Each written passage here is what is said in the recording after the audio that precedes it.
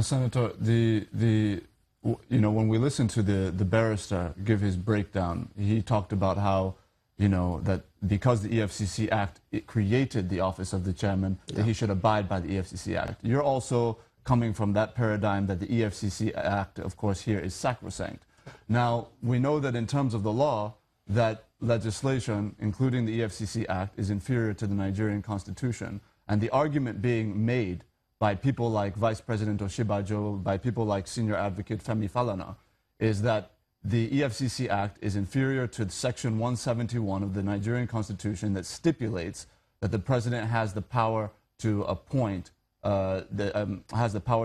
these heads of agencies, and that in the same and around the same section, it stipulates very clearly which nominees must be cleared by the Senate, being ambassadors and ministers. What are your thoughts on that? Does the Constitution outweigh the EFCC Act in this case? Well, I don't think so, because first, when the Constitution was created, the EFCC was not in place. The Constitution 1999, as amended, EFCC was a creation of the same National Assembly when the Nigerian Constitution was already in place. And so I don't see how that fits into that narrative. It says heads of agencies, I'm coming. Now, the point is clear. It says extra-ministerial department. Extra-ministerial departments are not parastatals. They are different. For example, you talk about the Nigerian Immigration Service. It's an extra-ministerial department. You talk about Nigerian Prison Service, an extra-ministerial department. NIA is an extra-ministerial department. DSS is an extra-ministerial department. So extra-ministerial departments are different. And we should understand this. A parastatal is a parastatal, and is usually created by law to make certain things possible.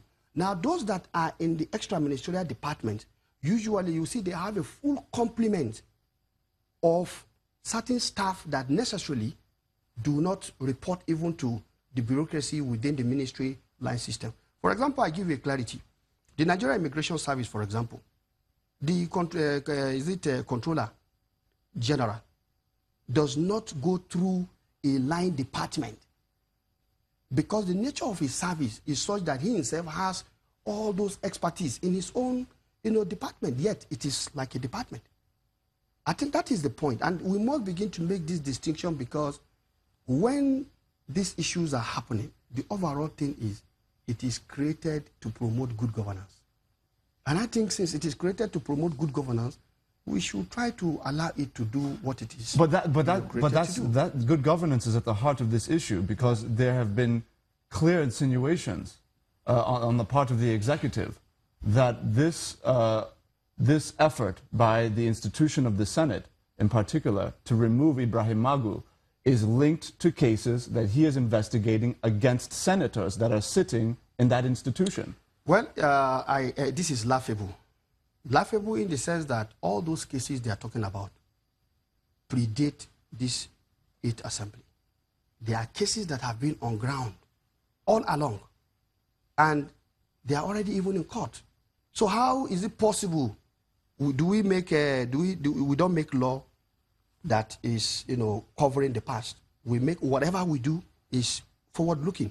Meanwhile, as far as I'm concerned, EFCC is an institution. And since they are already prosecuting the case, how is it possible that until Ibrahim Magu is on seat, those cases cannot be prosecuted? It's not possible. Well, Senator, let me just... I don't want us linking all of these things, because nobody has any evidence. Senator, I'm coming. Let me just make one point. You see, the issue is simple. With due respect to the Vice President, he's a professor of law, he's a son, he's an erudite scholar. I respect him. Falana, he's been doing his bit. I respect him. But none of them is the court. And so, for me, until the court says so, it remains an opinion. And I don't think we should bring opinion and overcharge a polity to create... In fairness, Senator, the officers being investigated from the last assembly are principal officers in this assembly. So it's very much still present and relevant. If we talk about the case against the Senate president, Ibrahim Magu is the head of an institution that was bringing evidence against the Senate president at the CCT when it was going on. And the case has gone on. Has anybody complained? Have we complained? We didn't complain. He has had his day in court. The courts are there. Let the courts do their job. It has not stopped us as senators of the Federal Republic of Nigeria from doing our job. We have all done our job.